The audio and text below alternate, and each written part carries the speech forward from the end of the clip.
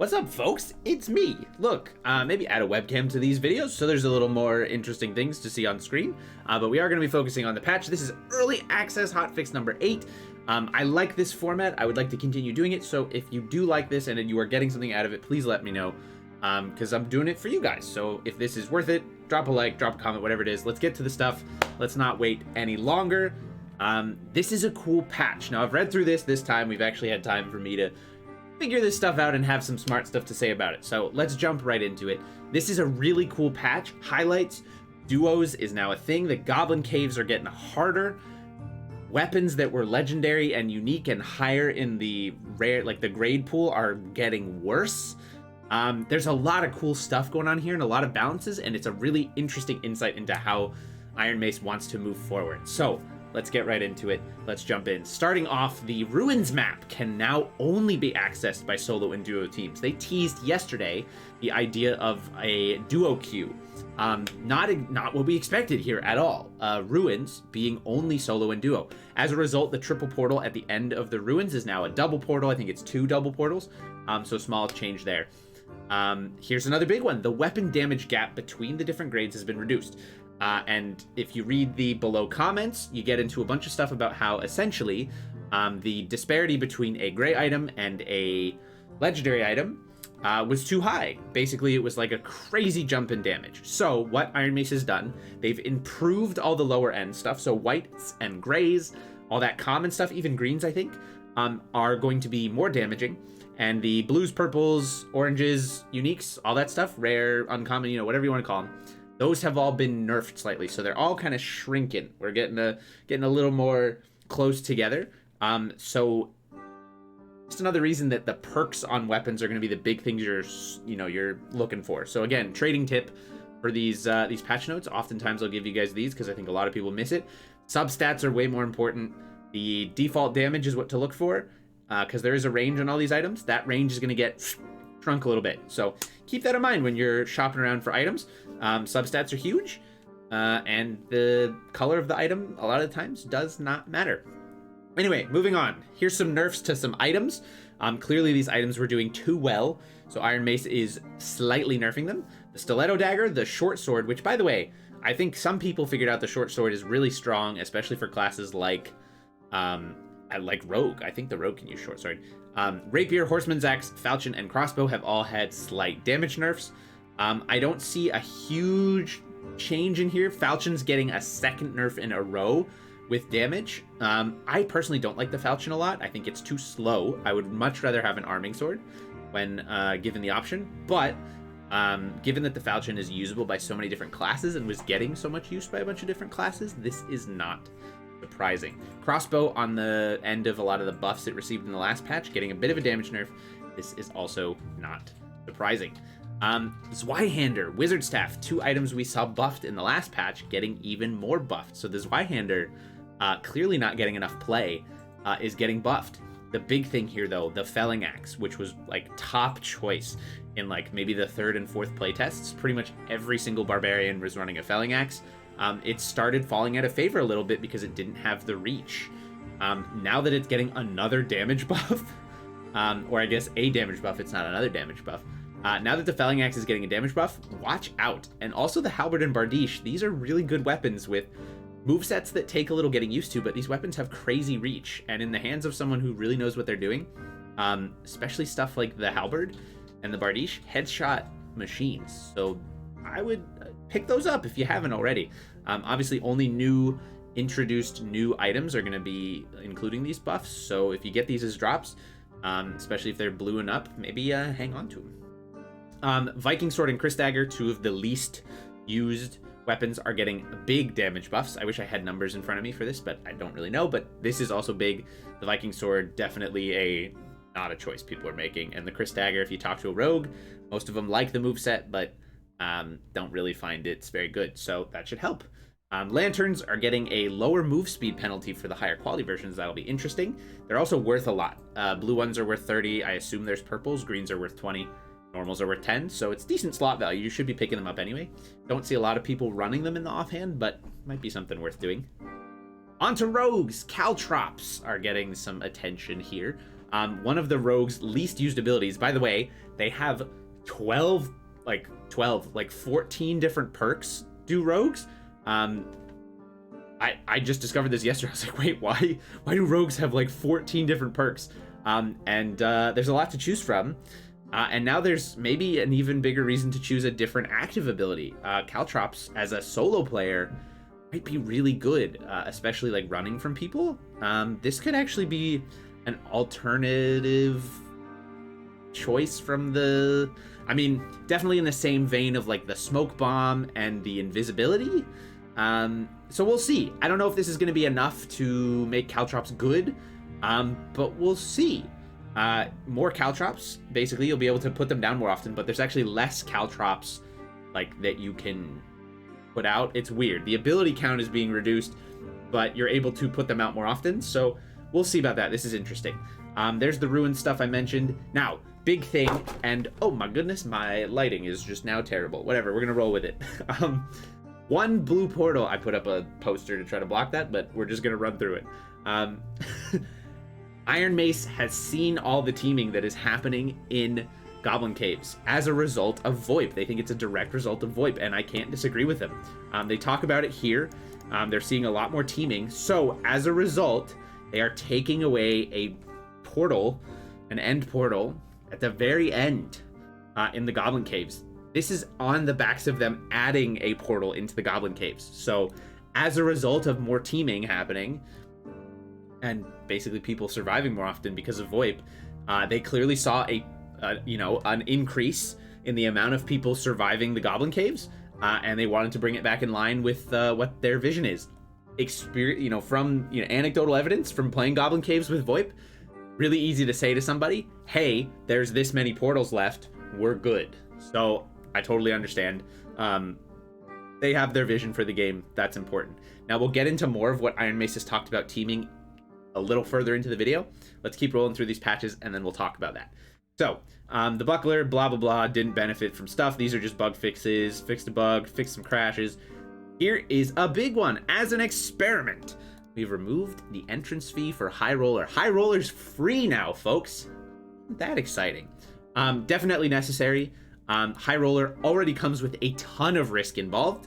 I agree with Ironmace's take on it, which again, we'll get into in just a sec. As someone who was going into High Roller, the 100 gold fee was wild. High Roller solo, by the way. Haven't had a lot of chance to do teams, but as High Roller solo, I'm living about 50% of the time, which is pretty solid. However, the fact is, you don't get a chance to really clear that much stuff. You have to be slow, you have to be methodical, and trading is really rough right now. It's part of this meta we're in. I don't know what Ironmace did, but gear is very, very, like on a blue to green level, is very common. And as a result, lots of people have blue and green gear, which makes blue and green gear really hard to sell. But because of the 15 gold fee, it's hard to sell anything for less than 50 gold. You really don't want to. So we're seeing lots of people bulking in the trade post, selling like 3 to 4 items for 50 gold. You'll see lots of that. And this is a direct result of things like the High Roller dungeon fee, where you get tons of greens and blues running High Roller, the occasional purple, just killing, normal stuff. So really, there's tons of it out there, and people are having a hard time selling that stuff. I mean, you guys know, if you've gone into the trade post with what in the past was a really good sellable item, like would go crazy fast, it just doesn't happen anymore. You really have to like cut costs or sit in the trade post for a while. So keep that in mind. That's something that I think this High Roller entrance fee is kind of addressing in a way that you will be able to make more money because you're not spending that 50 gold to get it. So again, I think that's good. And then we have the beginning. This is a big precedent that Ironmace is setting, and I don't think we should gloss over this. Trading Post and High Roller are locked behind a 120-hour time gate for accounts less than 5 days old. What does this mean? If you're just made your account because you just got banned on your gold farmer, you have to wait 120 hours before you play High Roller or use the Trading Post. This is purely to deal with gold farmers. This is purely to deal with hackers. Any barrier you put up to stop that sort of thing makes it harder for them, and it's good. We are going to see basically not a lot of this going on. We're going to see 5 days where this stuff just disappears. Unfortunately, 5 days from now, all those, especially in the trading post, all that gold farming spam, all that we're selling gold spam, is going to be back. And it really only sets them back 5 days. They will catch up pretty quickly. The fact that they cannot go into high roller after 5 days, definitely same thing, honestly. They still have to farm these accounts. And I think they were using high roller to get levels faster.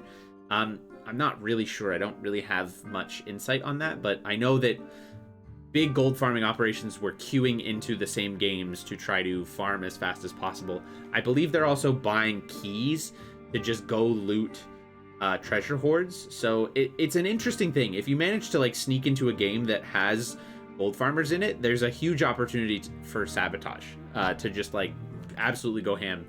I don't know how you'd figure that out, but if those certain lobbies do exist, if you sneak into one, it's an interesting thing.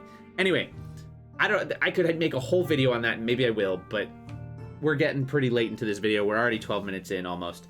So let's talk about Ironmace's stuff. And I love this, by the way. This is industry standard. It should be commentary on all the decisions you're making. This is huge. I fucking love this. Ironmace, you're incredible. Just thank you so much for this. This is so, so cool. So the main thing I want to talk about down here, we just talked about it, so we'll talk about it really quickly. We've locked some features behind it to make it more costly and difficult for exploiters to do stuff. Again, it should make for a less hacker-free environment, but again, 5 days go by. It'll set it back for 5 days. We'll see if it has a lasting effect. This sort of barrier doesn't tend to work long term. It just sets them back in the short term, and then they just have to wait the 5 days and then they're good. And so they set up a backlog of accounts and they create them, and blah blah blah. Anyway, that's interesting. We'll see how that works. So here's their stuff on the uncommon and rare stuff. Again, our weapons that you go into dungeons with now are going to be much better. Greens, grays, whites, those should be better. And then everything past that. So it looks like even rare grade, so I think that's blue. These are all getting a little bit better. And then everything else is getting a little worse. That's really good. That's going to make the dungeon easier. Now again, unlike last playtests, this full release, I'm sure you guys have seen it, the Goblin Caves especially, which is where I've been mostly, you don't see people dying to the NPCs as much. There's most people are surviving most of the dungeon. Maybe 1 to 2 people will get knocked out. You used to see 5 to 6 people pretty consistently get killed by the NPCs. Doesn't happen so much anymore. So this will be interesting, given that they're making it easier to kill NPCs as a result of giving us better gear early. This should help with getting geared up to start, though. Really, really should. Because the 0 to hero has been rather difficult this patch, at least for me and some of my friends. Really hard to go into dungeons when everybody has full greens, full blues, and have that starting gray gear. So those when you're in a normal dungeon, the gear is just not good. The second you drop into high roller, you're getting greens and blues consistently. The second you go down to the Inferno, greens and blues consistently. But you got to get there, you got to survive, and that's tough to do, obviously. So we'll see how this changes. Let's just talk about the thing that's really interesting. The duo matchmaking stuff is basically they're just saying highly suggested feature. We're giving it to the Ruins map. Should be interesting. I don't play a lot on the Ruins. That's going to change. I play some duos now and then. And I think running duo into the normal map, oh my god, I've completely blanked on the name, so we're just gonna skip it. Into the Forgotten Crypt, whatever it is, into the dungeon, the normal dungeon, the default dungeon. Running duos is practically listen, I'm not gonna claim to be a god at the game. It's tough. You are up against 3-mans. And it felt really stupid to be in there as a solo. I'm upset that they've done it only for Ruins, but this is experimental. I would love to see a duo queue for the main map. I think that would be kind of nice. But we'll see. Part of the game, it should be hard as a solo. I like the charm of that. But we are far away from the early playtests where most players were solos, and there was like a smattering of duos and trios in the lobby. Like, you know, you get like 3 duos and like a trio or 2, and then all solos, the rest. Now it's pretty much all trios and then like a duo and a solo. So things have changed. They gotta adapt to it. We will adapt to it as players, so that's the change. Finally, the teaming. They've noticed the teaming, and they're gonna try to deal with it. Now, this is the big thing, and I can't remember where it is. It's somewhere in the middle here. I want to find it so I can highlight it. Ah, yes. Before we take the heavy-handed approach of banning teaming outright, we will try and de-incentivizing. It's called. Listen, they're translating from Korean. Okay, give them a break. Undesirable behavior through in-game mechanics. Although it is a minor step, we've decided to remove one of the later appearing blue portals in the Goblin Caves. It's going to be really important for you Goblin Cavers, myself included, to figure out what portal that is, whether it's the one that shows up at the tiny circle, or it's one that maybe there's a phase where 2 of them show up. Should be interesting. I think there should always be a portal showing up in that tiny circle at the end. The mutually assured destruction play is one you see a lot in Goblin Caves. I would love to see a mechanic, and I think this would solve it immediately. The circle becomes tiny, and it says you have this much time to eliminate your opponent. When they die, the portal will spawn. I think that would be perfect. Let me know if that's in the spirit of the game. I don't know, but I think that would be amazing. You would see no more of this mutually assured destruction. You would put an immediate ticking time clock on, you have to kill this person so you get your portal spawn. And if you don't do it in that amount of time, the circle closes as it would normally, and you die. And maybe the portal spawns still, but you'll have to contend with whoever else is alive in the dungeon.